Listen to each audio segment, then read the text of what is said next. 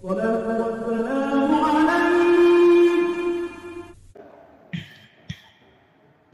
rahimahullah ta'ala setelah itu membawakan hadis dari Abu Malik al-Ash'ari radhiyallahu an, anna Nabiya sallallahu alaihi wasallam yaqul arba'un fi ummati min amril jahiliyah la yatrukuhun. Ada 4 perkara, kata Rasul, dari perkara-perkara jahiliyah yang masih melekat pada umatku dan mereka belum bisa meninggalkannya. Hadis ini adalah hadis yang menakutkan, karena Nabi SAW ingin menjelaskan ada perkara-perkara jahiliyah itu yang tidak bisa ditinggalkan umatnya sampai Nabi meninggal, bahkan sampai hari ini. Ini sifat-sifat jahiliyah ini melekat pada umat Islam, karena Rasul mengatakan fi ummati, dalam umatku, maksudnya umat istijabah, umat Islam, bukan umat luar. Dan ketika Nabi SAW menasabkan ini sifat-sifat jahiliyah, bahwa sifat-sifat jahiliyah itu tercela.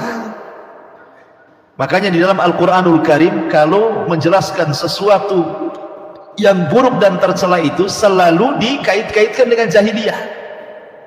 Hamiyah jahiliyah, kata Quran. Kesukuan yang dilarang adalah kesukuan jahiliyah, fanatik suku umpamanya. Atau ketika umpamanya Allah Subhanahu wa taala menjelaskan soal dandanan perempuan yang suka bersolek, suka membuka aurat, berdandan kalau keluar rumah, maka Allah Subhanahu wa taala katakan wala tabarrujna tabarrujal jahiliyah. Jangan kalian tabarruj, berdandan ala jahiliyah. Atau umpamanya kemudian Allah bicara tentang hukum di luar daripada hukum Allah. Afa hukmal jahiliyati tabghun, apakah hukum jahiliyah yang kalian cari? Jadi Al-Quran ataupun sunnah Nabi SAW kalau sudah menyebut-nyebut jahiliyah itu berarti perbuatan itu tercela. Seperti ketika Nabi SAW mendamaikan orang Ansor dan orang Muhajirin yang hendak berperang gara-gara satu di antara mereka memukul yang lainnya gara-gara rebutan air, kemudian saling mengangkat suara dan hampir perang. Maka Nabi SAW mengatakan da'uha, tinggalkan oleh kalian, fa inna fikum ru'un minal jahiliyah, da'uha fa innah muntinah. Kata Rasul, pada kalian masih ada watak-watak jahiliyah, tinggalkan, jangan bertengkar lagi, kata Nabi. Sekali lagi, kalau disebut jahiliyah berarti tercela tuh, karena penisbatan kepada jahiliyah sendiri tidak ada orang mau. Pamannya ibu dikatakan orang jahil kan marah, walaupun pamannya ya tidak pintar-pintar amat gitu ya, tapi kalau dibilang bodoh kan tersinggung juga ya. Jahil itu kan artinya bodoh, jahiliyah itu orang-orang bodoh. Nggak ada orang yang mau disebut jahiliyah gitu. Lah ketika kemudian Rasul menisbatkan perkara ini kepada perkara jahiliyah, berarti memang perkara ini sangat dahsyat. Rasul SAW ingin menjelek-jelekan perbuatan ini, memburuk-burukkan perbuatan ini supaya manusia jangan sampai masuk kepada 4 perkara ini. Apa saja 4 perkara ini? Yang pertama, kata Rasul, al-fakhru fil ahsab. Yang pertama, bangga dengan nasab. Yang kedua, wa ta'nu fil ansab. Kemudian mencela garis keturunan. Kemudian yang ketiga, ini syahidnya, wal istisqa'u bin nujum, menisbatkan hujan kepada bintang. Dan yang terakhir, yang keempat, an-niyahatu, seorang wanita yang meratap, seseorang wanita yang melakukan niyaha, ratapan ketika kena musibah. Kata Nabi SAW, an-naihatu idza lam tatum qabla mautiha tuqamu yawmal qiyamati wa 'alaiha sirbalun min qatiran wa dira'un min jarabi. Wanita-wanita yang meratap kepada mayat, jika dia tidak bertobat sebelum ajalnya, maka dia akan dibangkitkan dari kuburannya pada hari kiamat dan akan dipakaikan padanya lumuran-lumuran tembaga yang sangat panas, yang sangat busuk, yang sangat melekat di badan dan sangat membakar. Tidak cukup sampai di situ, kemudian dia dipakaikan baju besi ataupun mantel yang bercampur dengan penyakit yang sangat gatal. Itu bahasa kita mungkin penyakit kudis gitu, gatal semua, udah panas gatal itu ya, azabnya luar biasa ya. Yang pertama kata Nabi SAW, al-fakhru fil ahsab. Ahsab itu artinya ke atas ya, bapak, kakek, buyut gitu ya, pokoknya sampai ke atas disebut ahsab. Dahulu di zaman Nabi SAW ada orang yang satu mencela nasab, yang satu bangga dengan nasab. Jadi yang satu al-fakhru fil ahsab, yang satu at-ta'nu fil ansab. Jadi dua orang ini sedang bertengkar. Yang satu mengatakan kepada kawannya, tahukah kamu siapa saya? Bangga dia, sombong. Tahukah kamu siapa saya?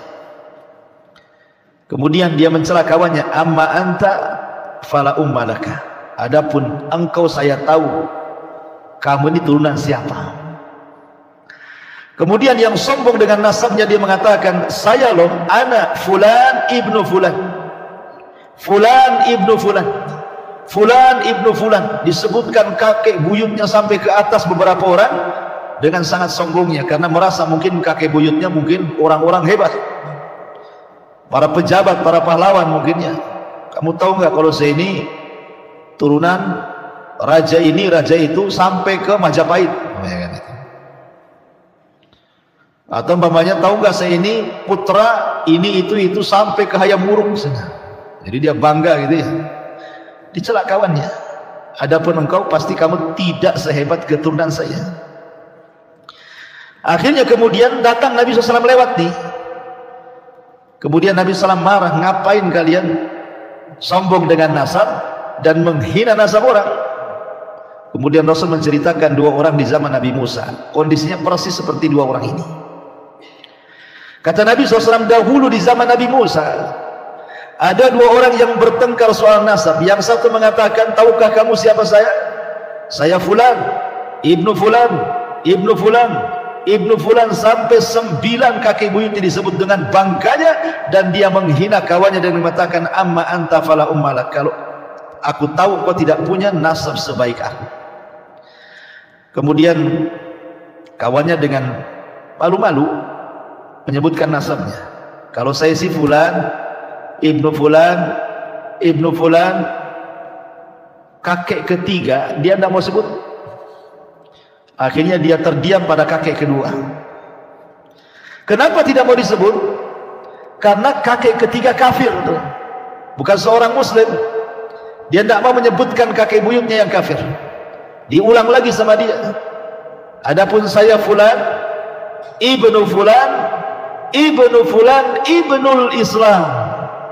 Jadi kakek buyutnya yang kafir itu dinisbatkan ke dalam Islam. Kedua-duanya wafat. Kemudian yang berbangga dengan nasab tanpa melihat agama, maka dimasukkan ke dalam neraka, karena dia sombong, kibar, merendahkan orang juga. Kemudian ada pun orang yang malu-malu menyebutkan nasabnya dan tidak mau nasab kakek buyutnya yang kafir disebutkan, Allah masukkan ke dalam surga.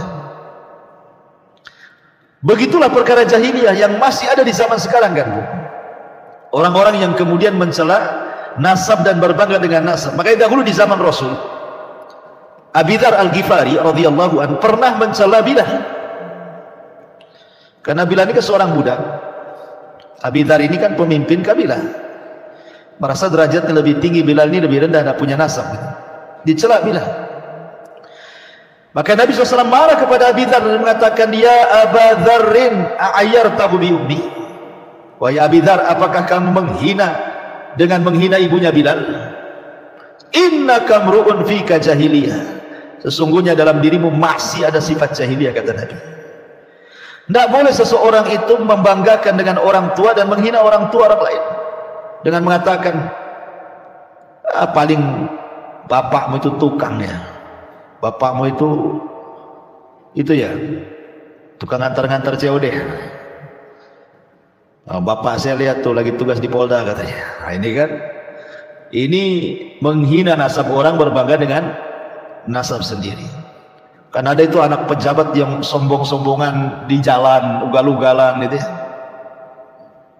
Kemudian ketangkep polisi, marah-marah gitu. Ya, kenapa bapak tangkap saya? Saya ini anak DPR gitu.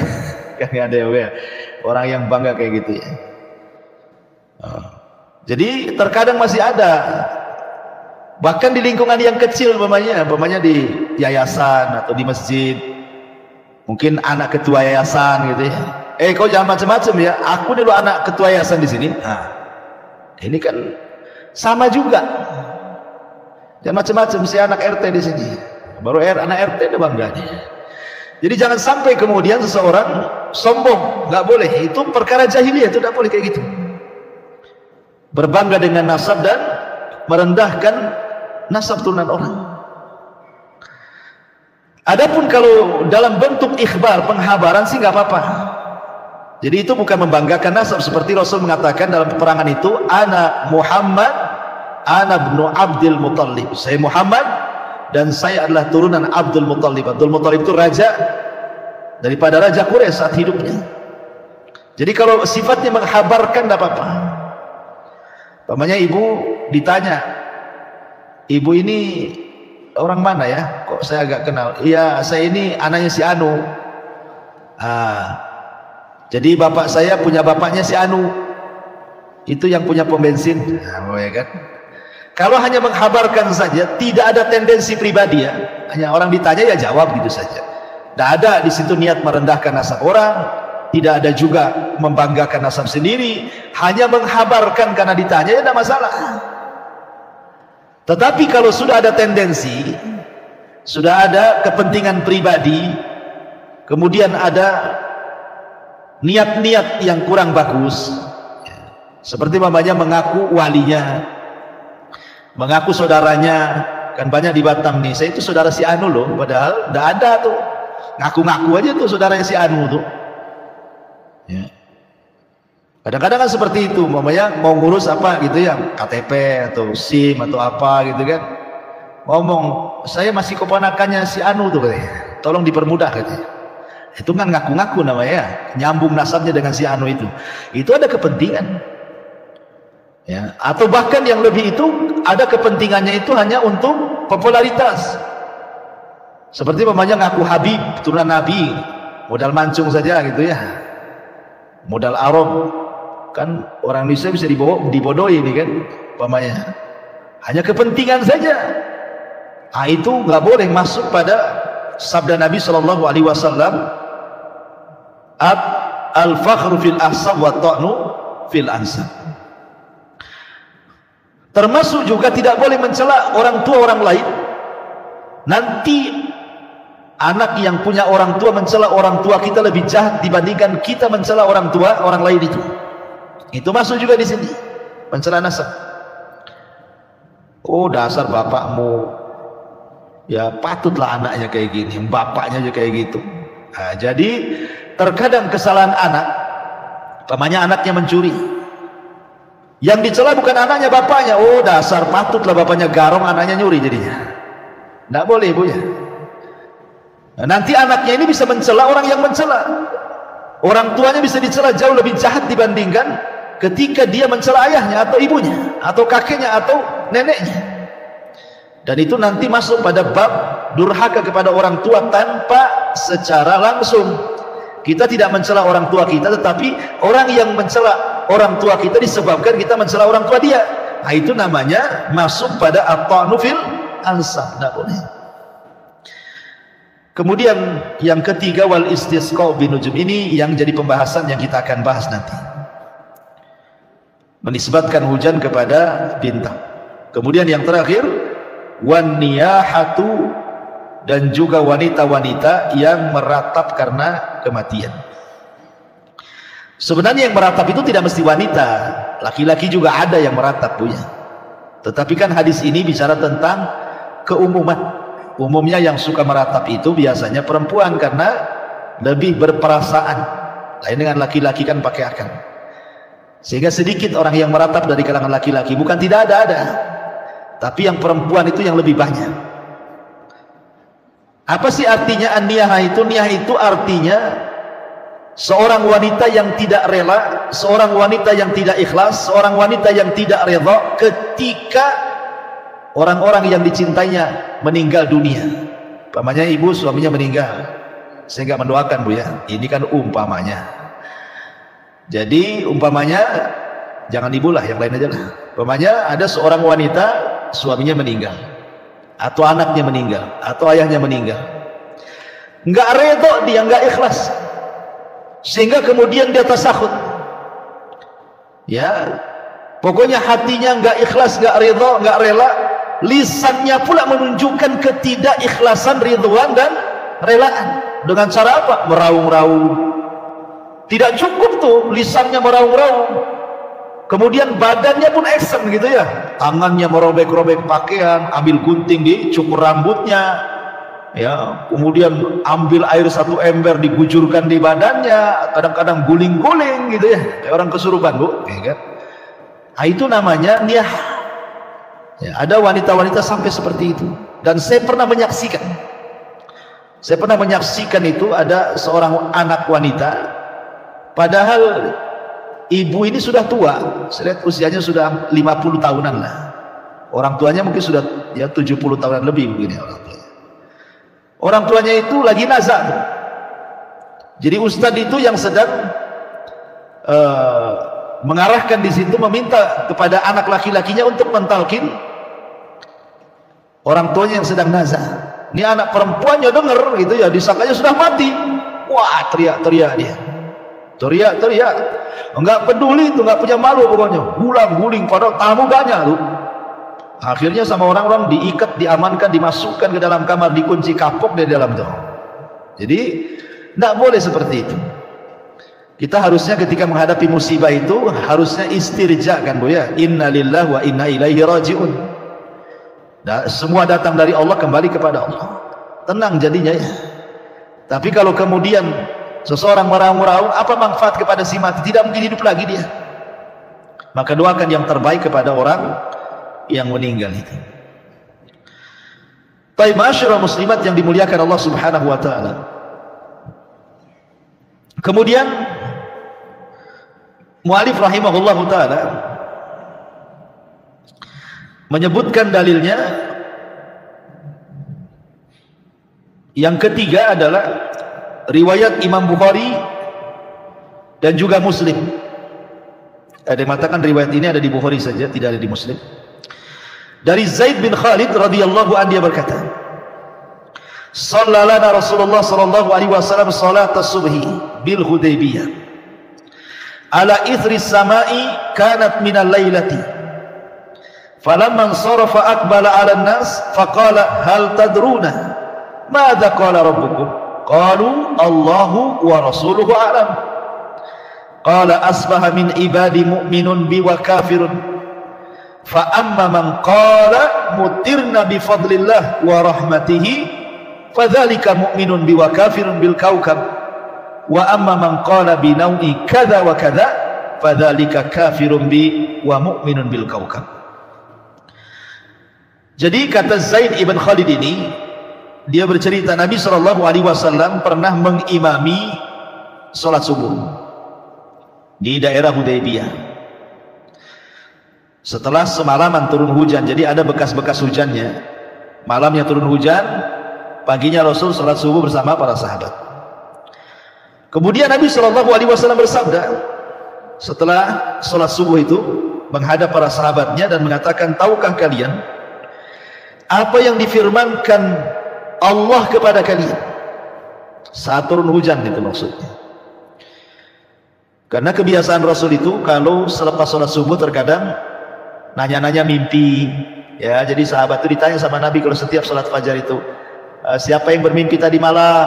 Gitu. Nanti sahabat menceritakan mimpinya dan Rasul mentakwilkannya. Tapi tentu mimpi-mimpi yang baik, ya. Kalau mimpi jelek jangan diceritakan. Nah, salah satunya juga Rasul bertanya kepada para sahabat, "Tahukah kalian wahai sahabatku apa yang difirmankan Allah saat hujan? Ayo." Maka sahabat mengatakan Allah dan Rasulnya yang tahu. Tentu kalimat Allah dan Rasulnya yang tahu karena memang Rasul masih hidup. Tapi kalau sekarang ditanya agama seseorang kemudian tidak bisa jawab, ya Allahu a'lam saja, karena Rasulnya sudah meninggal. Jadi Allahu a'lam, nah gitu ya. Kalau Rasul masih hidup, Allah wa rasuluhu a'lam. Ini pun kalau ditanya urusan agama.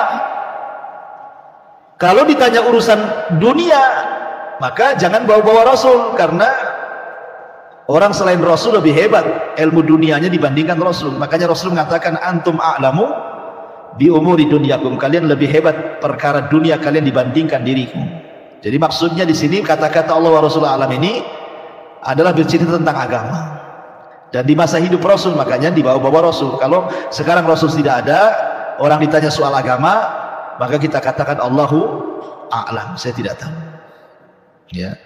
Jangan pula ditanya, tahu nggak rumahnya Pak Sufyan? Oh, Allah wa rasuluhu a'lam. Janganlah ibu ngomong begitu ya. Ya. Jadi tidak ada kaitannya. Jangan bilang itu, Rasulnya nggak ada, sudah meninggal. Ya bilang aja saya tidak tahu, Allahu a'lam, saya mungkin di situ mungkin. Nah, gitu kan. Ya.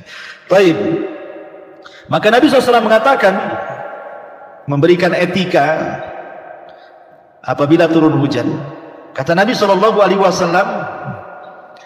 di pagi hari ada hamba-hambaku yang beriman kepadaku, tapi ada juga yang kafir. Maksudnya di pagi hari yang malamnya hujan. Jadi malam itu hujan deras, kemudian paginya sudah reda, ya ada bekas sisa genangannya gitu ya. Jadi kata Nabi SAW, di pagi hari ada hamba-hamba Allah itu yang mukmin dan kafir.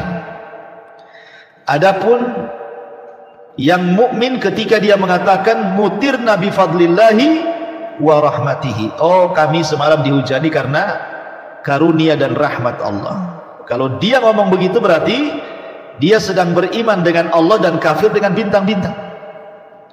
Tapi kalau kemudian dia ngomong mutirna bi nau'i kada wa kada, bahwa kami dihujani dengan bintang ini dan itu, maka inilah kafir dengan diriku dan beriman kepada bintang-bintang. Tadi sudah saya jelaskan, ada dua hukum.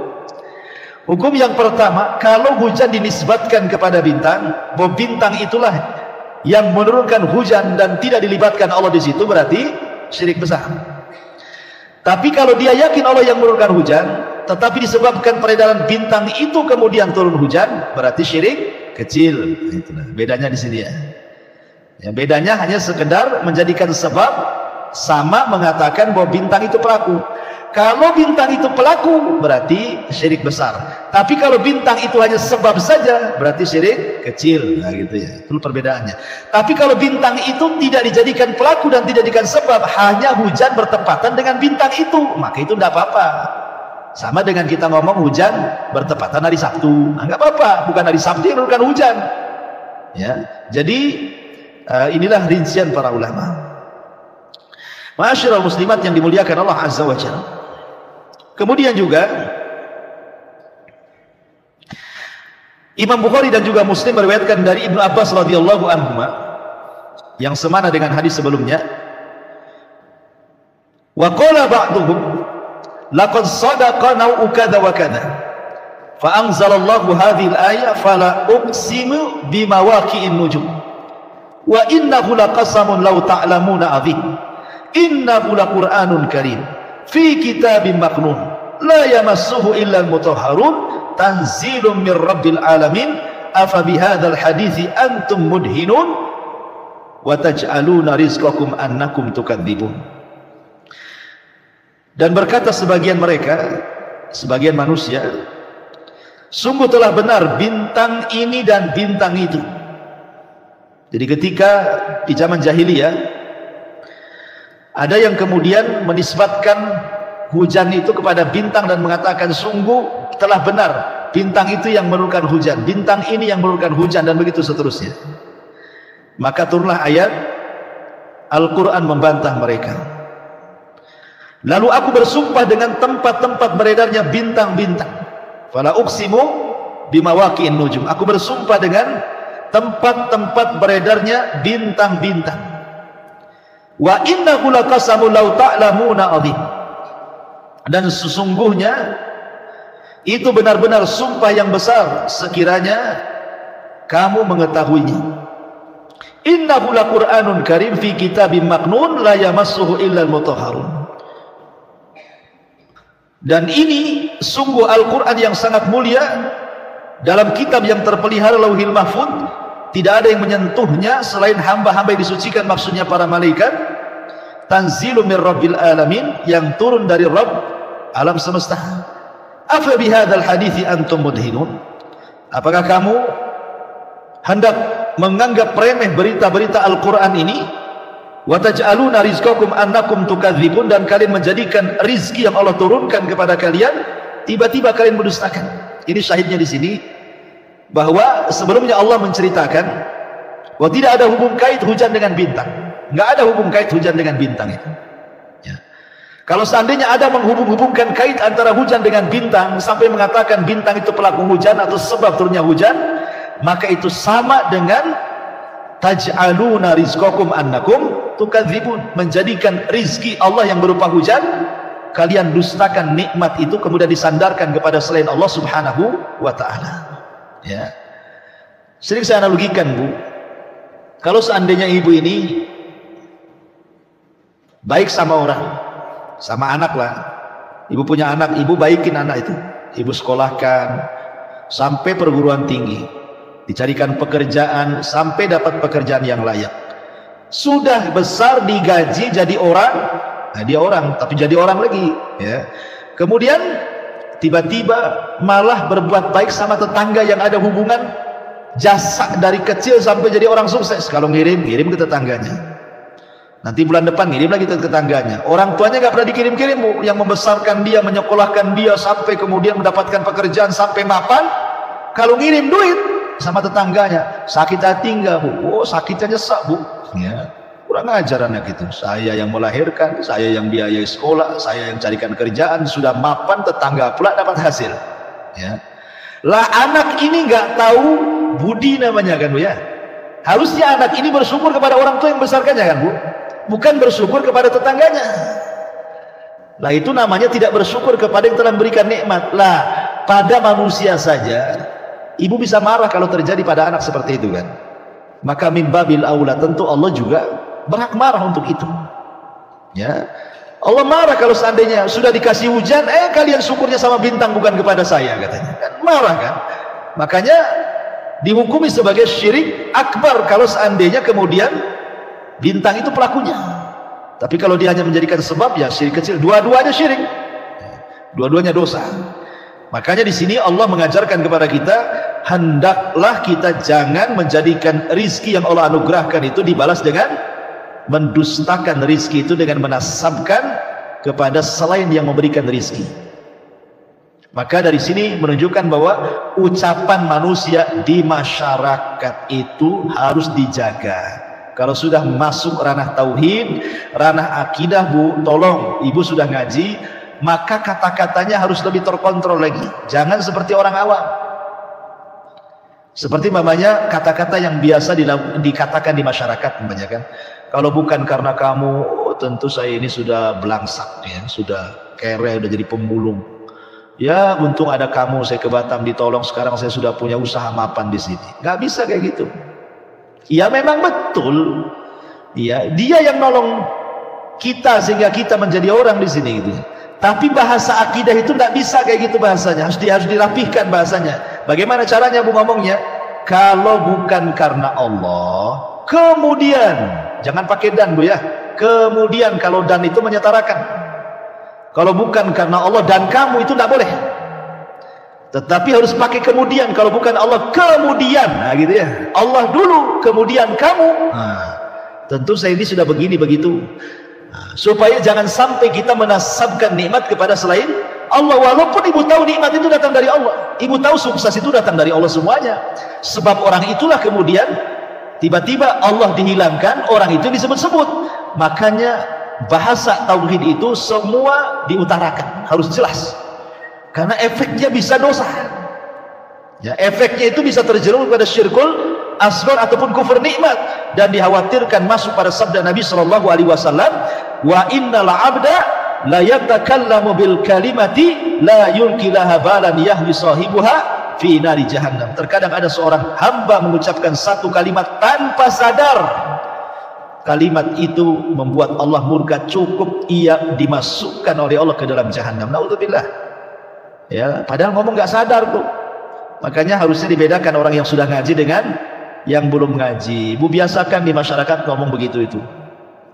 Ya, kalau bukan karena Allah kemudian kamu, mungkin tadi kita sudah celaka di situ. Kalau bukan karena Allah kemudian anjing tetangga yang gonggong-gonggong itu udah kebobolan lah rumah saya ini. Nah, kalau bukan karena Allah kemudian Pak Polisi ini gitu ya. Nah, tentu saya sudah kerampokan. Nah, begitu bahasanya ditata, Bu ya. Jangan main kalau bukan karena kamu, kalau bukan karena kamu. Itu menasabkan nikmat kepada selain Allah. Ini namanya syirik kecil. Ya, dan lebih tepat disebut kufur nikmat namanya. Wallahu alam.